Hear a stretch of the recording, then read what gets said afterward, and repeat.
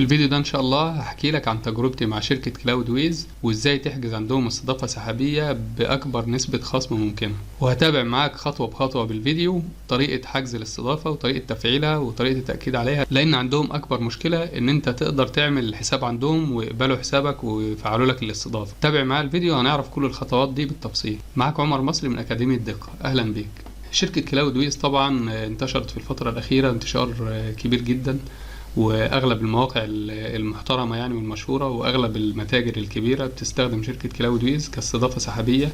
حلت مشاكل كتير قوي للناس. الفيديو ده انا عامله مخصوص، مش هشرح فيه مواصفات الشركه او مش هشرح فيه بقى المميزات والكلام ده، انا هحكي تجربتي اولا، بعد كده هنحجز استضافه عندهم وهنفعلها ونمشي كل الخطوات فيها لحد ما تنشئ موقع عليها. في البدايه انا اول استخدام لي على شركه كلاود ويز كان من حوالي 3 سنين ونص او 4 سنين لمتجر الكتروني. كان عندنا مشاكل كتير مقابلانا مع الاستضافه اللي كنا شغالين عليها، مع انها كانت استضافات بباقات عاليه جدا في شركات محترمه. طلبنا استشاره من حد فنصحنا ان احنا نستخدم كلاود ويز. كلاود ويز عباره عن شركه بتدير استضافات سحابيه في شركات كبيره زي جوجل كلاود او امازون اي دبليو اس وفولتشر واوشن دبليو بي وديجيتال اوشن ولينود. هم عباره عن وسيط بينك وبين شركات الاستضافه السحابيه الكبيره دي. عندهم خدمات كتير قوي بيقدموها، اضافات بيضيفوها للسيرفر اللي انت بتحجزه، اللي هو بيخلي لك السرعه بتاعته والحمايه والامان بتاعه ودرجتهم عاليه. اجمل حاجه عندهم انهم عندهم ادوات وتطبيقات بيركبوها على السيرفرات اللي انت بتحجزها من عندهم، بتخلي لك عمليه الكاش وعمليه سرعه الموقع وسرعه التحميل والحمايه والامان بتبقى عاليه بدرجه لا تتخيلها. خطوات حجز سيرفر او استضافة على كلاود ويز صعبة شوية، انا هشرحها لك هنا بالتفصيل، لكن انت لو شايف نفسك ان انت مش هتعرف تحجز الاستضافة او في اي خطوة هتبقى غلط، ممكن تتواصل معايا من خلال الواتساب، الرقم اللي ظاهر قدامك والرابط هتلاقيه في التفاصيل تحت الفيديو. ممكن تتواصل معايا استشارة مجانية اقدم لك فيها الخطة، احسن خطة ممكن تستخدمها او احسن سيرفر او احسن شركة ممكن تحجزها داخل كلاود ويز بحيث تحصل على احسن نتائج واعلى سرعة. وكمان ممكن نحدد مع بعض ميعاد، ممكن ندخل على زوم مثلا او على اي برنامج اتصال فيديو، احجز معاك الاستضافة او السيرفر لحد ما توصل لاخر خطوة، او ممكن احجز لك السيرفر بنفسي واثبت لك عليه او اسطب لك الورد بريس واظبط لك الاعدادات بتاعته واعمل لك تحويل او نقل للسيرفر لحسابك الشخصي بدون ما تدخل في خطوات انشاء السيرفر او ضبط وتعديل الاعدادات بتاعته. طيب دلوقتي عشان ندخل لشركة كلاود ويز بنضغط على الرابط، هسيب لك الرابط في التفاصيل تحت الفيديو. بندخل على شركة كلاود ويز. الشركة فيها شركات زي ما قلت كتير جدا. لو دخلنا على الأسعار هنلاقي عندهم 5 شركات مختلفة بيستضيفوا عليها. حاليا في وقت تسجيل الفيديو الخصم نسبته 40% لمدة 4 شهور. عندهم 5 شركات زي ما قلت محترمة: ديجيتال اوشن ولينود وفولتشر واي دبليو اس وجوجل كلاود. انا استخدمت جوجل كلاود واستخدمت اي دبليو اس واستخدمت فولتشر واستخدمت ديجيتال اوشن. هما كلهم بصراحة حاجة حلوة خالص. جوجل كلاود واي دبليو اس لو انت متجر الكتروني ممكن تستخدم واحدة منهم. لو انت موقع عادي ممكن تستخدم فولتشر هاي فريكوينسي. انا دلوقتي هقول لك عليهم. الاسعار بتاعتهم طبعا كل شركة ليها سعر معين للسيرفر في الشهر حسب المواصفات، فانا دايما بستخدم وبنصح بان احنا بنستخدم فولتشر هاي فريكوينسي مش ستاندرد. هاي فريكوينسي دي السرعات بتاعته عالية قوي، والفرق حوالي $3 هنا في الباقة دي في الشهر عن اللي هي الستاندرد. الستاندرد 11، الفرق $2 فقط. بالنسبه لجوجل كلاود واي دبليو اس اللي هي امازون الاسعار بتاعتهم عاليه قوي، لكن بصراحه كل حاجه فيها سعرها. فانا مستخدم جوجل كلاود ومستخدم امازون اي دبليو اس، بستخدم اصلا سيرفرات اعلى من كده لكن لمتاجر الكترونيه مش لمواقع عاديه. لو موقع عادي باستخدام فولتشر هاي فريكوينسي على حسب الزوار بتوعك، ممكن تستخدم ب $26 في الشهر او 13 او 50 على حسب الزوار اللي عندك. انا عندي مشترك في باقه $50 في الشهر، دي عليها كام موقع؟ عليها تقريبا 7 أو 8 مواقع او اكتر من كده كمان. مجموع الزوار بتوعهم في الوقت الحالي حوالي 7000 زياره في اليوم، شغال معايا كويس. طبعا انا ما جربتش في اعلى من كده، فانا مش عارف بصراحه اللي هو بيقبل لحد كام زياره في اليوم. يعني الخطه دي انا جربتها كان عندي حوالي 6000 زياره في اليوم. كان في بعض الاوقات بيحصل مشاكل، اللي هو السيرفر بيبقى الريسورسز بتاعته مستخدمها كلها، فحسب الخطه بتاعتك وانت ممكن تبدا باقل خطه. والميزه اللي عندهم الكبيره ان انت ممكن ترقي من خطه لخطه تانية بضغطة زرار واحد، يعني مش محتاج ان انت تنقل البيانات بتاعتك ويبقى في مشاكل في الصور والكلام ده. في ميزة حلوة قوي عندهم ان انت بتنقل موقعك مجانا ليهم. لو عندك موقع حالي على استضافة في مكان تاني ممكن بتركب بس بلجن خاصة بيهم كده وبتسجل بيانات، هنتابعها مع بعضينا برضو في الفيديو ان شاء الله، وبعد كده تتم عملية النقل بنجاح بنسبة 100%. لو انت موقعك جديد خلاص بنستخدم من هنا زي برضو ما نعمل في الفيديو ان شاء الله. عندهم حاجة جديدة اللي هي من تقريبا من كام يوم لسه خطة جديدة حاجة عندهم اللي هي فري اوبجكت كاش برو. دي اداة او تول قيمتها $95 في الشهر، المفترض لو انت هتحجزها بنفسك. هم بيقدموها ليك مجانا مع الخطة اللي هي ابتداء من تاني خطة دي. فاغلب الشركات هنا هتلاقي من تاني خطة، اول خطة مش شاملة الاب ده او التطبيق ده بيعلي لك سرعة المواقع الورد بريس بتاعتك او المتجر الالكتروني لو وو كوميرس، بيعليه بدرجة حلوة قوي. كده انتهينا من الجزء النظري في الشرح، بس انا كنت حابب احكي لك تجربتي معاهم. الاداء بصراحة عالي قوي، يعني انا كان في اوقات متجر كان بيوصل الزوار فيه في مرة وصل لأكتر من 17,000 زيارة في يوم واحد، كان شغال تمام مفيش أي مشاكل حصلت فيه. في AWS وجوجل كلاود ممكن تعلي السيرفر أو تنزله، في الثلاث شركات التانيين دول بتعلي إنما ما ينفعش تنزل السيرفر. فممكن هنا اللي هو أنت ممكن وقت وزيرو عندك، فممكن لو انت عندك متجر الكتروني وعامل حمله مثلا كبيره او حمله مع مشهور ممكن تعلي السيرفر، ووقت ما الحمله تنتهي بتقلل السيرفر تاني. فدي ميزه حلوه قوي ممكن تستخدمها لو انت حاجز AWS امازون AWS او جوجل كلاود من على كلاود ويز. كمان الميزه ان انت ممكن الحساب هنا بالساعه، يعني انت ممكن لو تستخدم سيرفر في وقت معين تستخدمه لمده اسبوع لمده 10 ايام وبتوقفه وبتحذفه وبتعمل مثلا سيرفر جديد، او اللي هو انت بتستنى يومين ثلاثه او حاجه على حسب العروض بتاعتك او على حسب الوضع بتاعك. لو انت مثلا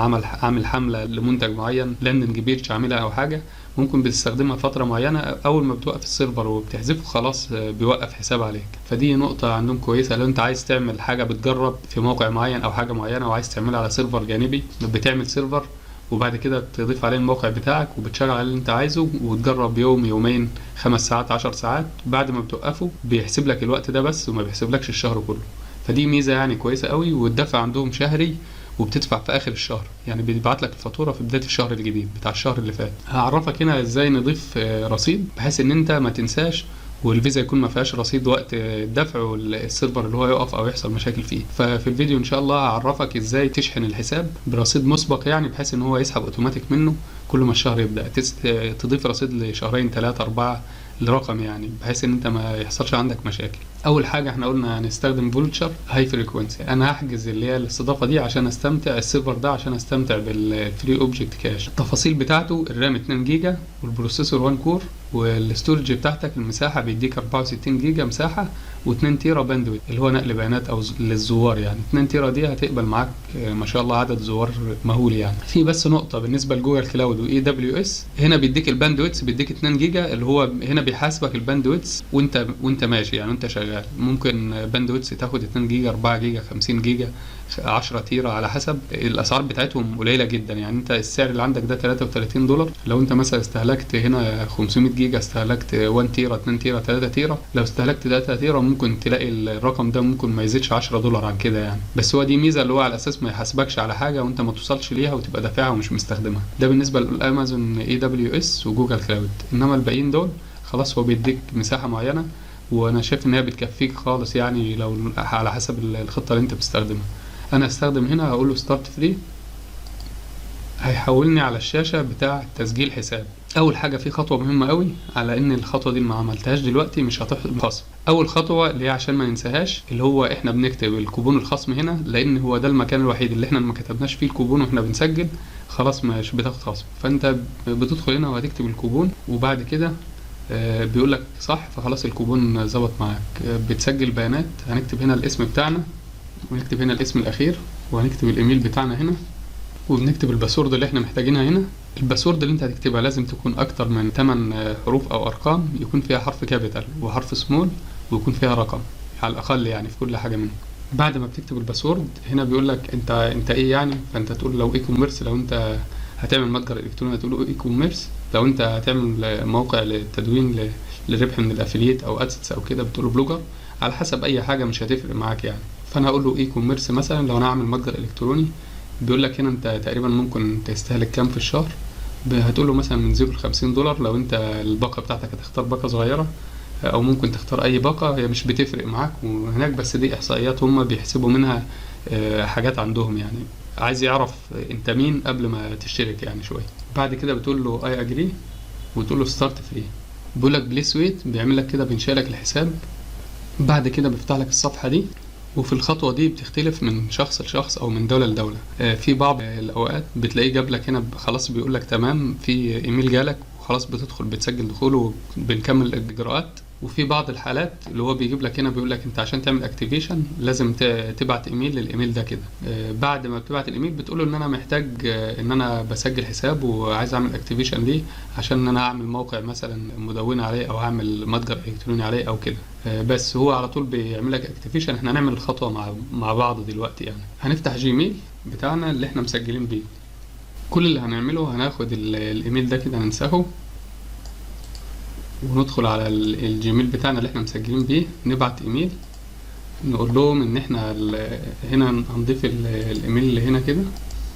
هنكتب العنوان ده وهنكتب الايميل ده كده. انا هكتب لك صيغتين او 3 في التفاصيل تحت الفيديو، ممكن تستخدم اي واحده منهم بحيث ان مفيش عدد كبير يستخدم نفس الصيغه، وممكن اللي هو كانه ياخد وقت لحد ما يتفعل او كده. الكلام ده بيعملوه عشان البوتس او عشان الهاكرز، عشان الناس اللي هم بيدخلوا مثلا كانه مش حد مش جدي في التعامل. فهو انت بتبعت الايميل عشان هم بيتاكدوا من الموضوع ده. هتنقل الايميل هنا او هتكتبه، وبعد كده هتقول له ارسال. بعد ما بتقول له ارسال خلاص بتنتظر لما الايميل يجي لك. احنا هننتظر لحد ما الايميل يجي، وبعد كده هنشوف الخطوه اللي جايه. بعد اقل من 10 دقايق الايميل جاني. لما نضغط عليه الايميل بيقول لك فيه ان هو بيشكرك على ان انت بتسجل حساب على كلاود ويز، وبيقول لك ان احنا متاسفين للخطوه دي، لكن في بعض الناس، في بعض البوتس الآلية يعني، او بعض الناس بتعمل حسابات كلاود ويز بطريقه اوتوماتيك، فاللي هو عشان يعملوا مشكله عندهم. فعشان كده هم بيعملوا خطوة الفيريفيكيشن او تأكيد الشخصية الهوية يعني. بيحتاجوا منك ان انت تبعت صورة بطاقة الهوية الخاصة بيك، او رخصة قيادة، او الباسبورت بتاعك، جواز السفر بتاعك، بالاضافة الى رابط الفيسبوك الخاص بيك ورابط تويتر. حاجتين من الخمس حاجات دول: رابط الفيسبوك، رابط حساب الفيسبوك او حساب تويتر او حساب لينكد ان، او رابط الموقع بتاعك لو انت عندك موقع حالي، او رقم الجوال الخاص بيك او رقم التليفون. فانت بتبعت حاجتين من الخمسة دول، وبتبعت صورة رخصة القيادة او الباسبورت او البطاقة الشخصية او بطاقة الهوية الخاصة بيك. بتبعتهم هنا اللي هو بتقول له رد وتبعتهم. انا هجهزهم دلوقتي وارفعهم، وبعد كده نتابع نشوف ايه اللي هيحصل بعدهم. هو بيقول لك بس هنا ان انت لو قدرت تبعتهم في خلال 48 ساعة هيحاولوا في اسرع وقت ان هم يعملوا لك اكتيفيشن ويخلصوا الاجراءات يعني. بعد ما جهزت البيانات اللي هم محتاجينها بقول له رد، وبعد كده هنا بقول له بنكتب له البيانات. انا كتبت له تويتر URL عشان انا اضيف له رابط تويتر.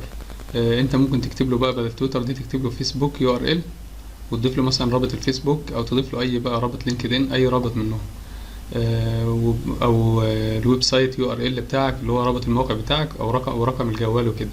بعد كده اقول له اتاتش اللي هو ارفاق ملفات، وهجيب الملف بتاعي اللي هي صورة البطاقة اللي انا هحفظها، اللي انا هرفعها عندهم، اختارها واقول له اوبن. وبعد كده بقول له ارسال. بعد ما بيتم ارفاقها بقول له ارسال.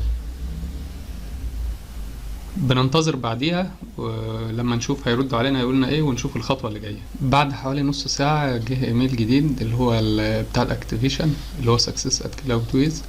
محتوى الايميل عبارة عن ان هو بيشكرك ان انت اشتركت معاهم، وبيديك رابط الاكتيفيشن. انت بتضغط عليه خلاص بيتم فتح الحساب، وخلاص تم تفعيل الحساب بنجاح.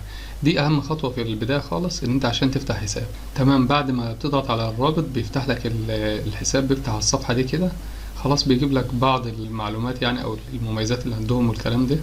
خلاص احنا بنقول let's get started. بنشوف بقى هنا يعمل لك شوية خطوات احنا مش عايزينهم.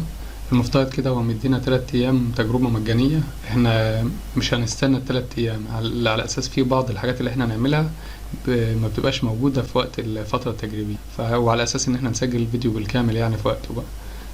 اول ما بندخل هنا في كام حاجة كده بنعملهم. اولا بنختار الاصدار اللي احنا هنشتغل عليه. فهنا في اختيارات كتيرة. احنا بنختار يا اما الووردبريس، بنختار اول واحد، يا اما لو الموقع بتاعنا متجر الكتروني على الووكوميرس بنختار الاختيار اللي هو بتاع الووكوميرس ده. لو عندك سكريبت بقى بي اتش بي او لارافيل او ماجنتو مثلا، متجر على ماجنتو او حاجه خارجيه، بتختار الحاجه بتاعتها. لكن اغلب الناس اللي بتستخدم يعني بيكون اللي هو يا اما فيرجن وورد بريس اللي هو اول واحد هنا، يا اما ووكوميرس اللي هو ده. بنختار الحاجه اللي احنا هنعملها. انا هختار مثلا ووكوميرس، انا هعمل متجر الكتروني فاختار دي. بتكتب هنا اسم الابليكيشن مثلا متجر اللي هو هو بيكتب بس هيكتب انجليزي وود ستور. هكتب الاسم بتاعه وهكتب اسم للسيرفر مثلا، وبعد كده هكتب اسم المشروع بتاعي مثلا اللي هو ماي ستور مثلا. بعد ما بنسجل بيانات هنختار فولتشر، وهنختار ضروري جدا نختار اللي هو هاي فريكوانسي على اساس ان احنا يبقى اللي هو السريع يعني. بس انا هختار اللي هو 2 جيجا $26. واللوكيشن ده حاجة مهمة قوي بقى، على حسب الزوار بتوعك جايين منين انت بتختار اللوكيشن. يعني انت مثلا لو انت مستهدف امريكا، لو زوارك في امريكا والموقع هيبقى اجنبي او في امريكا يعني هيستهدف امريكا، يبقى انت هتختار سيرفر في امريكا. لو الموقع بتاعك في اوروبا او في الشرق الاوسط بتختار السيرفر بتاعك بتختاره في اوروبا على حسب المكان. برضو بيفرق معانا لو الموقع بتاعك في الجزائر والمغرب مثلا وتونس، هتختار مثلا لندن او تختار باريس على حسب الأقرب ليك يعني. بالنسبة في الجزيرة العربية السعودية والإمارات ودول الخليج يعني عامة ومصر، بنختار فرانكفورت، يعني بنختار السيرفر في ألمانيا، ده أفضل مكان، أقرب مكان لينا. هو هنا بيقولك إن 4 جيجا أفضل من 2 جيجا، لكن إحنا مش هنختار ال 2 جيجا اللي إحنا محتاجينه. 2 جيجا بتسيبك من الاقتراح يعني اللي هو بيقترحه عليك. أنت لو محتاج 1 جيجا برضو بتخليه هنا عادي. فكده انا هستخدم كده، وبعد كده هقول له لونش ناو. هيتم انشاء الموقع في خلال مثلا، وهنا بيقول لك 13 دقيقة، في اقل من 13 دقيقة بيتم انشاء الموقع وبتيجي البيانات. هننتظر لما يتم الانشاء وبعد كده نكمل الخطوة اللي جاية. بعد حوالي 10 دقايق او حاجة بيتم خلاص، تم الانشاء بنجاح. بنضغط عليه، ده السيرفر بتاعنا خلاص. احنا نضغط هنا كده مش عايزين البيانات خلاص. بيقولك الاي بي بتاعك واليوزر نيم والباسورد، دول الماستر كريدنشالز اللي هو المفترض لو هتستخدم SSH او SFTP عشان تتحكم في الملفات بتاعة الموقع بتاعك. احنا في الفيديو مش هنشرح التفاصيل اللي هنا، احنا هنشرح بس اللي هي الحاجات الأساسية اللي هو عشان الحساب بتاعك يشتغل ويبقى تمام. وفي الفيديوهات الجاية ان شاء الله هنشرح بقية التفاصيل والإعداد بتاع السيرفر بالكامل يعني. اول خطوة بنعملها هو دلوقتي عندنا التطبيقات عندنا هنا هتلاقيها اللي هي في المكان ده كده، العود ستور اللي هو ده اللي هو التطبيق اللي عندنا. لو دخلنا عليه هنلاقي البيانات بتاعتنا موجودة هنا اهي. في بس لو انت عايز تضيف موقع جديد بتضغط بس على هنا، بتقف على العلامة دي بيجيب لك البيانات دي. انت بتقول له اد اب، هيجيب لك الصفحة اللي احنا عملناها اللي هي فيها نوع المتجر، النوع اللي هو متجر ولا وورد بريس عادي والكلام ده كله. وبتضغط نفس الخطوات اللي احنا عديناها اللي فاتت. ده بالنسبة لان احنا لو هنضيف اللي هو نضيف موقع جديد. كل اللي هنعمله دلوقتي لو دخلنا على الرابط ده كده، ده رابط الموقع. بيقول لك هو بيديك اللي هو سب دومين من عندهم اللي هو بيضيف لك الموقع عليه. ده الموقع اللي هو الشكل بتاعه في الوقت الحالي. لو هنشتغل عليه خلاص في الفيديوهات الجاية ان شاء الله اشرح ازاي تضيف الدومين بتاعك عليه والكلام ده كله. ازاي بقى الشغل ان انت تعمل الموقع بتاعك او المتجر او الكلام ده انت بتشتغل. الرابط اهو، ده الادمن بانل، ده الرابط. لو دخلت عليه المفترض هيفتح لك صفحة تسجيل الدخول للادمن بانل او لوحة التحكم اللي هي الداشبورد بتاع الوورد بريس.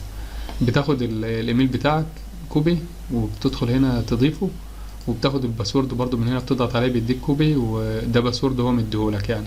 وبعد كده بتدخل هنا تضيفه، تاخد الباسورد تضغط عليه هيتنسخ اوتوماتيك، وتضغطه هنا وتقول له لوج ان. خلاص تمام، بيفتح لك الصفحة بتاعتك، بيفتح لك الداشبورد او لوحة التحكم بتاع الموقع من خلال بقى الموقع من جوه. لو انت الموقع بتاعك انجليزي هتخليه زي ما هو، لو الموقع بتاعك عربي هتدخل بس على السيتنجز هنا وتغير اللغة بتاع الموقع. يعني هنا دلوقتي بيقول لك سايت لانجوج اللي هو انجليش، احنا بس هنخليها هنا العربية، اللغة العربية، وبنقول له سيف تشينجز. هتلاقي كل حاجة عندك لوحة التحكم بقت عربي، والموقع كده المفترض عربي. يعني احنا دلوقتي لو دخلنا هنا عملنا ريفريش هتلاقيه اتحول من انجليزي لعربي، من اليمين للشمال، من الشمال لليمين.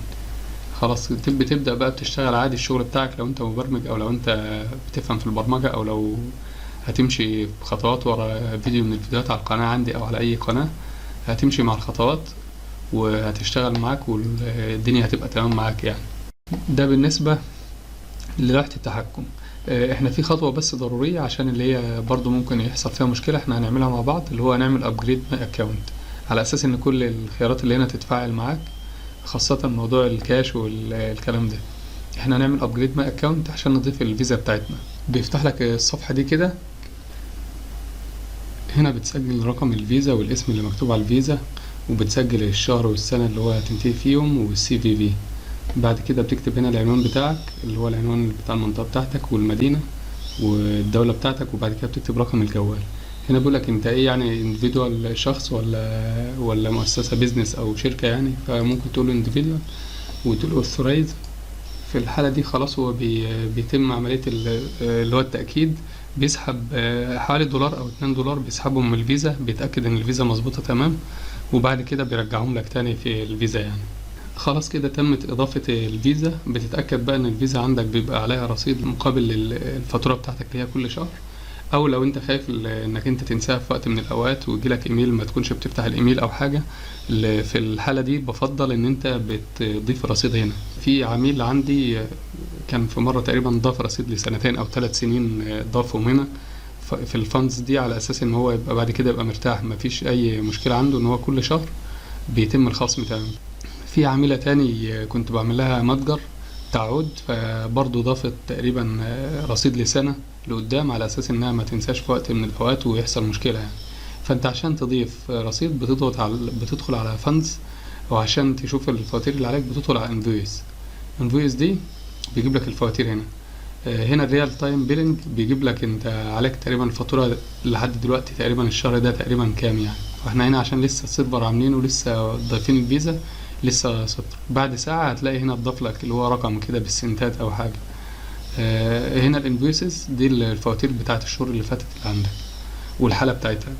الفاندز دي بقى لو انت ضايف رصيد، انا دلوقتي هضيف رصيد عشان اعرفك هنضيف ازاي. هنقول له اد فاندز، انت بتضيف هنا بتكتب الرقم اللي انت عايز تضيفه. يعني انا هضيف وليكن مثلا $6 اللي هو عشان اجرب يعني. انت ممكن تضيف بالفيزا اللي انت ضايفها، وممكن تضيف ببيبال على فكرة. فانت بتستخدم اي حالة من الحالات، لكن لازم تضيف فيزا في الاول عشان يتعمل اكتيفيشن للحساب بتاعك. انا هكتب مثلا 6 عشان نجرب اللي هو الفاندز، وادوس له اد فاندز. وهنا حصل مشكلة، فممكن بقى في الحالة دي ممكن تكون مشكلة شخصية عندي يعني. لو حصلت معاك نفس المشكلة ممكن تتواصل مع الدعم الفني من هنا. الدعم الفني بتاعهم سريع قوي، وفي الغالب يعني اللي هم بيردوا بسرعة وتعاملاتهم حلوة قوي. فانت تدخل هتقول له سند مسج، وهتدخل هنا هتقول له هنا في البيلنج هيلب اللي هو المدفوعات، هتقول له ان انا عايز اسحب رصيد للحساب بقيمة كذا او حاجة. او لو كان عندك مشكلة في الموقع او حاجة بتقول له تكنيكال هيلب، وبتكمل الخطوات وبتتعامل معاهم، بيعالجوا لك كل حاجة انت محتاجها. احنا دلوقتي خلاص كده تمام بالنسبة للحساب بتاعنا. لو دخلنا على السيرفرز هنا ضغطنا هيجيب لك السيرفر بتاعك. لو عندك اكتر من سيرفر ممكن ننشئ اكتر من سيرفر. هنا هنقول له اد سيرفر، وبتختار المكان بتاعه، بتختار برضو كل المواصفات والبيانات، وبعد كده بتشوف يعني الوضع بتاعك وبتكمل الاجراءات يعني. احنا طبعا مش هنضيف سيرفر ولا حاجه، فاحنا بندخل على الابلكيشنز، هنلاقي الابلكيشن بتاعنا هنا اهو، هنضغط عليه ونقدر ندخل اللي هو ندخل على وحدة التحكم او نعمل الحاجه اللي احنا محتاجينها. في نقطة بس أخيرة هشرحها في الفيديو ده، وبعد كده إن شاء الله الفيديوهات الجاية هنشرح بقى إزاي ننقل الموقع هنا. الفيديو اللي جاي هضيف لك رابط برضو الفيديو في التفاصيل تحت الفيديو ده. لو أنت حابب تضيف حد مبرمج، يعني أنت عملت الاستضافة السيرفر بتاعك وحابب تضيف مبرمج معاك على الحساب ده أو على السيرفر ده، هتضغط على علامة زائد. ممكن برضو منها تضيف اللي هو ابلكيشن اللي هو موقع هنا أو حاجة. أنت هتضيف اد ممبر، هتضغط على اد ممبر وتيجي كاتب الايميل هنا والستاتس بتاعته اكتف. الممبر نيم هتكتب اسم ليه هنا، والجوب تايتل هتكتبه اللي هو مثلا ويب ديفلوبر، مبرمج يعني او مهندس او مدير مشروع او ايا كان يعني، مش هتفرق كتير. اللي هيفرق معاك انك انت تبقى كاتب الايميل صح، والبرميشن اللي انت هتديهوله، انت هتديله صلاحيه لايه. فممكن تديله سبورت اكسس، ده اللي هو هيبقى جزء السبورت وجزء الدعم يعني، اللي هو ممكن يتواصل مع الدعم. بيلنج اكسس هيبقى مديله اكسس او انت مديله صلاحيه ان هو يدخل للدفع، ممكن يسدد، ممكن يتواصل مع الدعم عشان الدفع والكلام ده. كونسول اكسس اللي هو المفترض دي هتديله بقى اللي هو صلاحية يا اما فول اكسس او ليميتد اكسس، اللي هو تديله صلاحية للسيرفر بالكامل يعني. ففي الغالب انت ممكن هتحتاج تديله بقى فول اكسس وتقول له اد ممبر، بعد طبعا ما تضيف الايميل والاسم بتاعه هتقول له اد ممبر. الشخص اللي هو الايميل كتبته له هنا، الايميل ده هيروح له ايميل ان هو تم اضافته. اول ما يدخل على كلاود ويز هيدخل بايميله عادي، بدل ما انت تبعت له بقى اليوزر نيم والباسورد بتوعك، هو بيدخل بالايميل بتاعه. وقت ما يخلص الشغل بتاعه انت بتدخل في الممبرز وبتيجي عامل له اللي هو الاكتف ده، تخليها نوت اكتف خلاص على كده، او ممكن تحذفه. بس ده بالنسبه للنقطه دي. لو حابب تدخل على الفواتير بتاعتك بتضغط على هنا وبتقول له اكونت، بيجيب لك بقى الفواتير والريال تايم بيلين، كل البيانات دي اللي هو الدفع، يعني انت مستحق عليك كام دلوقتي والكلام ده. بس الاكونت فيه البيانات بتاعتك، احنا كده كده مش هنحتاج اللي هو الانفويسز او اللي هو الريال تايم بيلنج لو انت عايز تعرف انت عليك كام دلوقتي. بالنسبه احنا حجزنا اللي هي ب$26، بالفاتوره بتجيلك $26.50 تقريبا، على اساس ان هو في $0.5 اللي هو تقريبا تكاليف حاجه كده، او حاجه في الضرايب، او اللي هي حاجه داخليه عندهم يعني. في ادوات او حاجات احنا بنستخدمها عندهم، منهم الادونز، لكن دي هشرحها في الفيديوهات اللي جايه عشان الفيديو ده ما يطولش زياده عن كده. بكده انتهيت من شرح الفيديو ده، بتمنى تكون استفدت. لو في اي حاجة ما فهمتهاش من الفيديو، او في اي استفسار، او في اي حاجة انت محتاجها مني، ممكن تتواصل معايا من الواتساب من الموقع، هسيب الرابط في التفاصيل تحت الفيديو.